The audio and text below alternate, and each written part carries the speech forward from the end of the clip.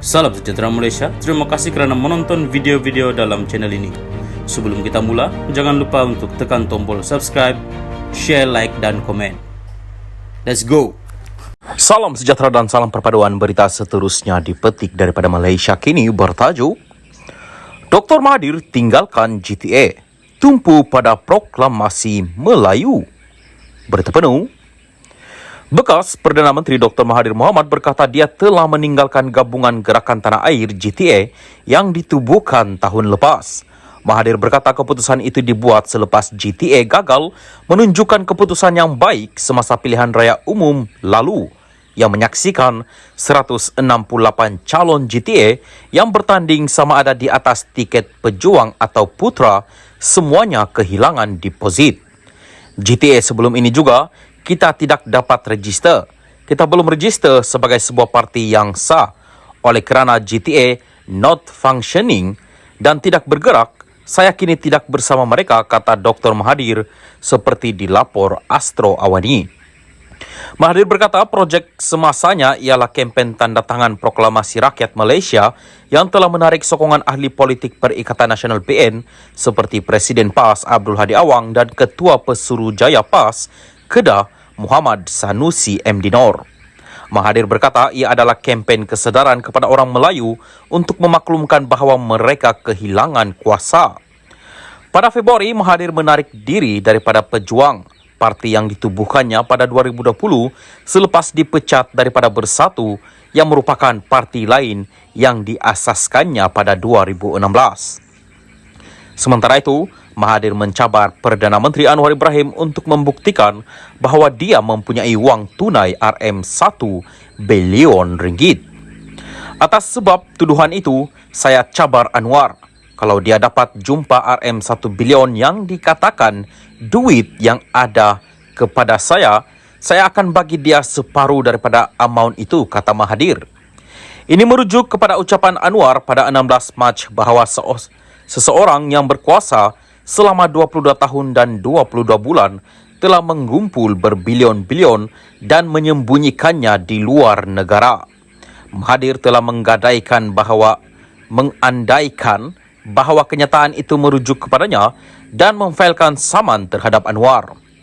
Turut hadir pada majlis rumah terbuka itu ialah Presiden Pejuang Mukris Mahathir yang memberitahu pemberita bahawa partinya tidak akan bersekutu dengan mana-mana pakatan termasuk UMNO kerana mereka dikaitkan dengan kleptokrasi. Mukris berkata belum ada keputusan mengenai kemungkinan pakatan untuk Pejuang dibuat. Pejuang kini mempunyai 2 kerusi dalam Dewan Undangan Negeri Kedah di mana satu daripadanya disandang oleh Salam Mukris. sejahtera dan salam perpaduan kepada seluruh rakyat Malaysia. Berita panas hari ini dipetik daripada Malaysia Kini bertajuk Mahathir pula tuduh Anwar bantu kroni ketika jadi TPM. Berita penuh. Perdana Menteri Anwar Ibrahim dan Dr. Mahathir Mohamad terus bertelaga dan bertikam lidah berhubung isu aset masing-masing di sebalik kes itu kini di mahkamah. Kali ini, giliran Mahathir pula meminta Anwar mengisytiharkan kekayaannya semasa menjadi timbalan Perdana Menteri dari 1993 hingga 1998 dengan mendakwa dia adalah antara pemimpin terdahulu yang dituduh mengamalkan kronisme. Dia mengulas gesaan Anwar yang mengulangi cabaran kepadanya supaya mendedahkan semua harta pribadi dan aset milik keluarganya.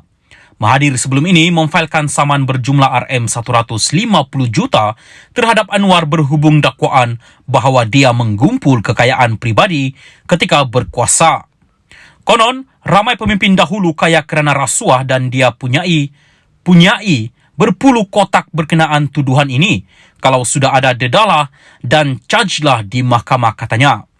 Daripada mengheret pemimpin berkenaan ke mahkamah, Mahathir berkata Perdana Menteri meminta mereka mengisytiharkan harta masing-masing dan menggunakan kekayaan pribadi mereka untuk membantu golongan miskin.